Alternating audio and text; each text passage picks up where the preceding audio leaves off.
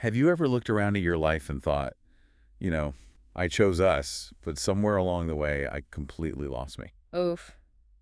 Yeah, that is a heavy realization. Right. It's brutal. And it's the kind of thought that usually hits you at like 2 a.m., right when the house is totally quiet. When you're just left alone with the echoes of everything you haven't been doing for yourself. Exactly. So today, we're doing a deep dive into this fascinating set of research notes compiled by Coach Jackie. And the whole point of these notes is to explore this framework called N.I.T.T.I. Right, which stands for name it, investigate, tame it, transform, and integrate. Yep. And our mission for this deep dive is to uncover the hidden, really silent cost of one-sided sacrifice in a relationship. Like what actually happens when one partner systematically shrinks so the other one can rise. And we're not just looking at the problem. The goal is to discover actionable steps so you can reclaim a balanced partnership, without blowing up the whole relationship in the process. Okay, let's unpack this. Because the source material uses some pretty striking terminology right out of the gate. Words like dream deferral trauma, identity suppression, and relational sacrifice imbalance. Yeah, and those terms carry a lot of weight. They describe a reality that honestly goes completely unrecognized in a lot of modern relationships. Because it just looks normal from the outside, right? Exactly. We're looking at a dynamic where one spouse repeatedly pauses their own ambitions. They shrink their goals, delay their personal growth, and take on like a massively disproportionate amount of the domestic or emotional load. And they're doing it specifically so their partner can succeed. Right. It's this intentional, well, sometimes unspoken, but intentional decision to put one person's life on hold to accelerate the others. And here is the really insidious part about it. At first, it doesn't feel like a sacrifice at all. No, not at all. It feels like love. It feels like the ultimate teamwork. You tell yourselves, we are building together. Yeah, the classic power couple illusion. Totally. Just imagine the dynamic where one partner gets into a crazy medical residency or starts a high-stakes business. So the other partner takes this mind-numbing, stable corporate job just to pay the bills. Right, and they end up managing 100% of the household logistics. Exactly. And then 5 years later, the first partner is this successful surgeon or CEO, and the second partner doesn't even know what hobbies they enjoy anymore. Reading these notes, the analogy that just immediately hit me was construction.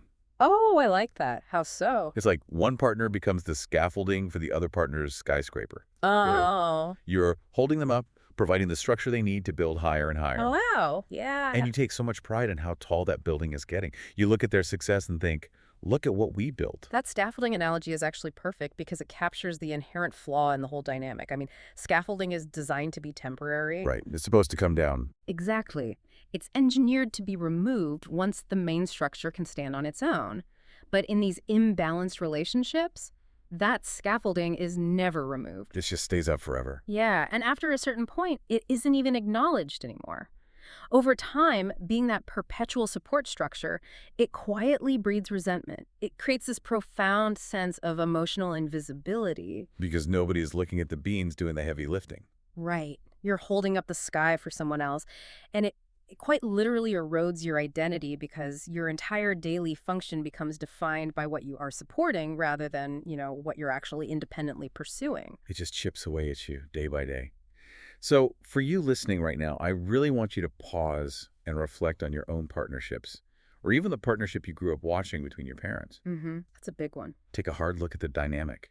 Are you the skyscraper or are you the scaffolding? You have to be ruthlessly honest with yourself about that. Because if you aren't honest, you're going to hit the contradiction that the research points out. Right, the contradiction. If this dynamic starts out feeling like profound love, how does the illusion finally break? Well, it breaks because your physical body ultimately betrays the mental narrative you've created. Yes. If this dynamic starts out feeling like love, why does it ultimately destroy the relationship from the inside out? To answer that, we have to look at what's physically happening inside the body of the person deferring their dreams. We really have to look under the hood here, because this isn't just a philosophical problem, it's a neurological and physiological one. Okay, so break down the brain science from the source for us. Sure. So when someone suppresses their desires and defers their dreams for a long time, the brain actually changes its operational priorities to adapt. Take the prefrontal cortex, for instance. The part of the brain that handles, like, planning and goals. Exactly. When you constantly put your own aspirations second, the prefrontal cortex actively deprioritizes self-driven goals. The neural pathways associated with your own ambition literally weaken. But really, it just stops working the same way. Yeah, it learns that your individual needs are no longer on the menu, so it stops expending energy on them. It basically trains itself to stop wanting things because wanting things you can't have is just too painful. Precisely. It's an adaptation mechanism. But simultaneously, your amygdala is reacting. And the amygdala, it doesn't distinguish between a physical predator in the wild and the psychological death of your social identity. Oh, that is intense. It is. When you stop pursuing your own self-actualization, your amygdala interprets that loss of identity as a literal survival threat. So even if you're consciously telling yourself, oh, I'm just being a supportive partner, Right, your brain's threat center is sounding this quiet, continuous alarm that your fundamental needs are being starved. And you see this immediately in the dopamine system. because the personal goals aren't there anymore. Exactly. Without self-directed goals, the reward pathways just dry up. Motivation plummets. What's fascinating here is that the result of all this neurological shifting isn't necessarily some dramatic, screaming breakdown. You get a completely functional adult who is experiencing a quiet internal shutdown. A functional adult with a quiet internal shutdown.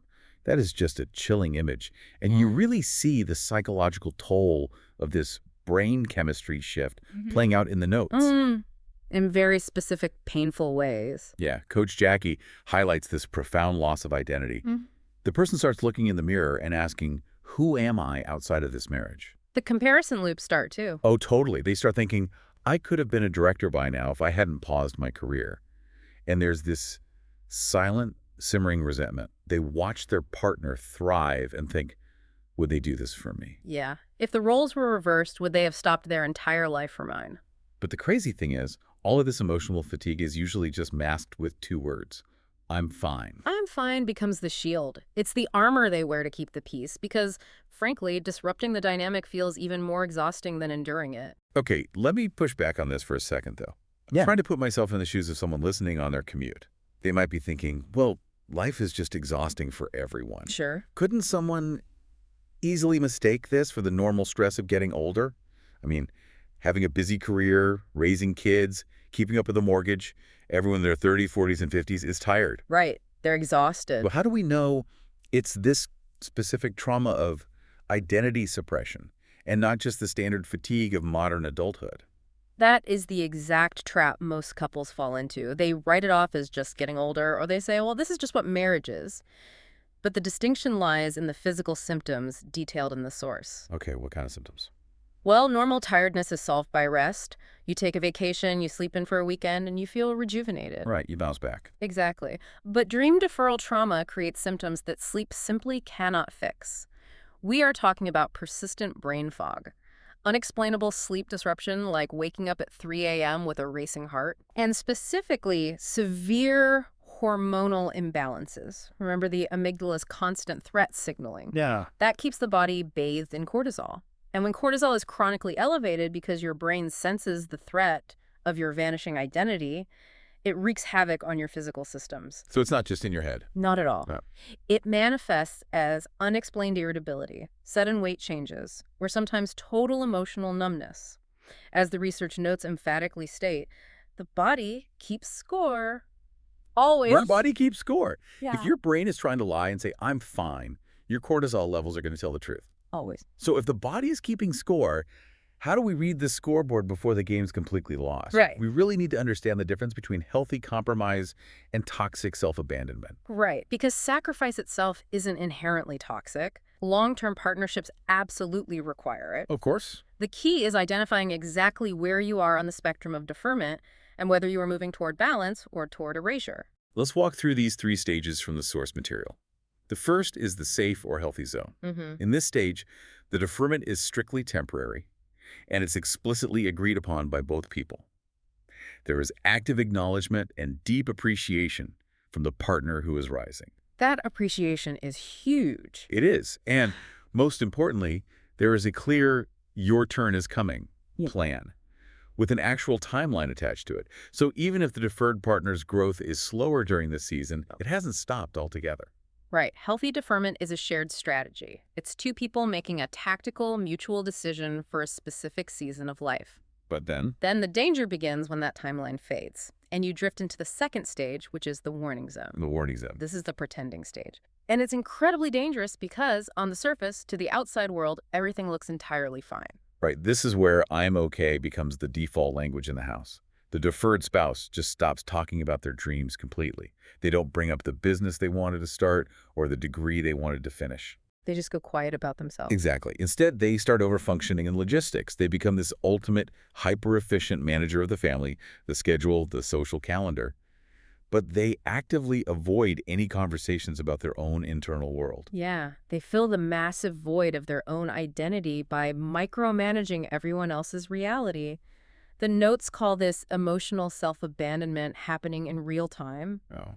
They are literally organizing themselves out of existence, making themselves indispensable to the functioning of the household so they don't have to face the fact that they're dispensing with their own dreams. That is so dark. Yeah. And if that warning zone isn't addressed, you slide into the third stage, which is the toxic or depressed state. And this is very deep, dark territory. The notes describe it as a total loss of excitement about life. There's emotional withdrawal, snapping at small things, and this pervasive passive resentment. Where their answer to everything just becomes whatever. Right. Where to eat, where to go on vacation, what to watch. It's always, do whatever you want, I don't care. They feel stuck in a cage they helped build, but they can't articulate why they feel trapped. It is a quiet grief for the unlived life. What is vital to understand here is the danger of high-functioning depression in this specific context. The source gives a very stark warning about this. What's the warning? In this toxic state, the deferred spouse will likely still show up. They'll still support their partner's career. They will still smile for the family holiday photos. But inside, the lights are completely off. You're just going through the motions. Exactly.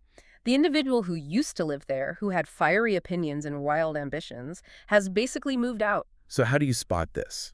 If they are still smiling and packing the lunches and attending the work parties, what are the actual signs? Well, Coach Jackie's notes say we need to look for shifts, not words. Because the words will always be, I'm fine. Right. You have to look at their energy. And their energy won't necessarily feel tired in a physical sense. It will feel flat. Flat, yes. They used to dream out loud, and now they don't. They will throw a massive party to celebrate your promotion, but they just brush past their own birthday. They've stopped taking classes, stopped reading for pleasure, stopped investing a single dollar or hour into their own growth. And the tragic part is that the rising spouse often misinterprets this flatness entirely. Oh, they think it's a good thing. Right. They look at their partner and think, oh, they've just matured. They've settled into our life. We're in a comfortable groove. No. Exactly, no. That is not maturity. That is emotional withdrawal masked as stability. Assuming that your partner's sudden lack of personal ambition is just them settling down is a fatal miscalculation for the marriage. Okay, so once the illusion breaks, once you spot this flatlining energy in yourself or your partner, Yeah. how do you resuscitate both the individual and the marriage? How do we reverse this trend? The framework provides some very specific action steps here. Let's start with the spouse who has deferred their dreams. According to the notes, the absolute first step is reclaiming language. Yeah. Moving away from whatever you want and forcing yourself to use declarative phrases. Things like, I want, I need, and I am becoming. It sounds so simple, right? Almost elementary. Yeah, just saying I want. But for someone whose brain has been neurologically rewired to suppress their desires for years, saying I want can feel incredibly selfish. It can cause actual physical discomfort, like a spike in anxiety, because they're breaking the established pattern of the relationship. But it's the necessary first step to identity separation work. Yeah. You have to remember and verbalize that you are a whole human, not just an auxiliary engine for someone else's life. Exactly. And to help bridge that gap, the notes suggest this concept called micro-dream activation. I love this concept so much. That's a great tool. I think of it like physical therapy for a dormant personality. You know, if you had an arm and a cast for 5 years, you don't take the cast off and immediately try to bench press your max weight. Right, you'd tear a muscle. Exactly. Yeah. You have to do the small, repetitive exercises to rebuild the strength. It's Yeah. the same here. You don't go from being completely shut down to launching a massive new career overnight. You start small. Very small. You take a single pottery class, you start a small garden project, Mm. you build a new morning routine that is fiercely protected and just for you. Mm. Because, going back to the neurology you talked about, that dopamine system has to be coaxed back to life. Physical therapy for the personality is the perfect way to conceptualize it. Mm. The dopamine system needs small, consistent wins to rebuild the pathways of motivation, Yeah. but we cannot just put the onus of recovery on the person who sacrificed. Definitely not. We have to address the other side of the equation. This is critical in Coach Jackie's notes. For the rising spouse, the one whose success was built on that scaffolding, the source material delivers a very stern, uncompromising message. What's the message? If your partner paused their life for you, you are now a steward of their becoming. A steward of their becoming. Wow, that is a massive, humbling responsibility. It shifts the dynamic entirely. It really does. If we connect this to the bigger picture, you cannot just look at the situation and say, well, they chose to support me, that was their decision. Right? Wash your hands of it. You can't. You must actively dismantle the imbalance that your success is resting on. You have to sit down and ask the hard question. What have you put on hold for me? And you can't just listen passively and offer sympathy. You have to actively create the space for them to pursue it. Exactly. That means reallocating your own time, redirecting shared money, and providing the emotional bandwidth they need to stumble and grow. You must actively invest in their dreams and celebrate their micro wins as loudly as you expect them to celebrate your major victories. Because if you don't do this, if you are content to just keep building your success on top of their quiet sacrifice because it's convenient for you, you create an emotional debt. And that debt will collect. It always collects. It collects in bitter divorces, in midlife affairs, or just in a hollow, silent marriage where you are essentially living with a ghost. So, fixing that immediate crisis through micro-dreams and stewardship is step one. But how do we restructure the relationship fundamentally so this imbalance never happens again? Right. The long-term fix. Yeah. How do we build a blueprint where nobody has to be a ghost in their own home? That requires a fundamental paradigm shift in how you view the partnership over decades. You have to move away from one-sided elevation and embrace what the notes call reciprocal expansion. Reciprocal expansion. So the idea that both people can grow exponentially just in rotating seasons of focus. Exactly. The notes provide 3 highly actionable frameworks to make this reciprocal expansion a reality. The first is implementing dream rotation cycles. This is such a practical tool. It is. These are explicitly defined seasons where each partner gets to be the priority. You actually sit down and map it out almost like a corporate strategic plan. You say, for the next 2 years while you finish this intensive degree, I am the scaffolding. I will take on the extra mental load. Then, at the end of year 2, we rotate. You become the scaffolding while I finally launch my consulting business. It makes that your turn is coming, promise tangible, and it holds both parties accountable. The second framework is instituting quarterly life alignment conversations. And this is not your standard Sunday night chat about the grocery budget. No, not at all. This is a dedicated, protected time to ask deep, probing questions. What do you want right now that you aren't getting? What part of yourself have you been suppressing over the last 3 months just to keep the peace? I love that. Yeah, and asking what needs to shift in our daily logistical load so you can have more space to breathe and explore. It's forcing the friction to the surface before it can metastasize into resentment. Mm. And that feeds directly into the third framework, which is the goal vision plan. Mm-hmm. This is a massive shift in how couples traditionally set goals. So many couples operate only on our goals, buying our house, funding our retirement, raising our kids. The dual vision plan changes the math entirely. It becomes your goals plus my goals plus our goals. Yes. You maintain distinct individual trajectories while sharing a unified life. You don't have to merge your identities into a single blob to have a successful marriage. Which perfectly summarizes the ultimate truth of a healthy marriage that this entire text is driving toward. Exactly. A healthy, sustainable marriage is absolutely not one person rising indefinitely while the other supports them in the shadows. It is 2 whole, distinct, fully actualized people taking turns leading the charge. Without either person ever having to disappear to make it work. I want to enthusiastically recap Coach Jackie's final truth here, because it is the core heartbeat of this entire deep dive. It really is. Listen to this closely and let it sink in. Love should not require you to disappear. Support should not cost you your identity.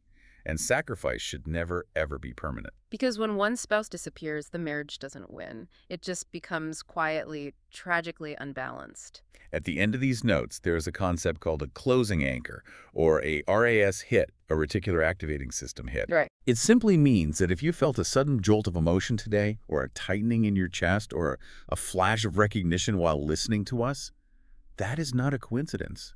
Your brain is highlighting a truth about your life that you've been actively avoiding. That is recognition. You need to name it today, before resentment names it for you. And as we close out this deep dive, I want to leave you with one final provocative thought to mull over, expanding on everything we've unpacked. Okay, what is it? We've talked entirely about the two adults inside the marriage today, but think about this dynamic as a modeled behavior. Oh, wow. If you have children and they are watching this silent imbalance play out in your home right now, day after day, which role are you teaching them to accept for their own future? The one who shrinks or the one who takes all the space?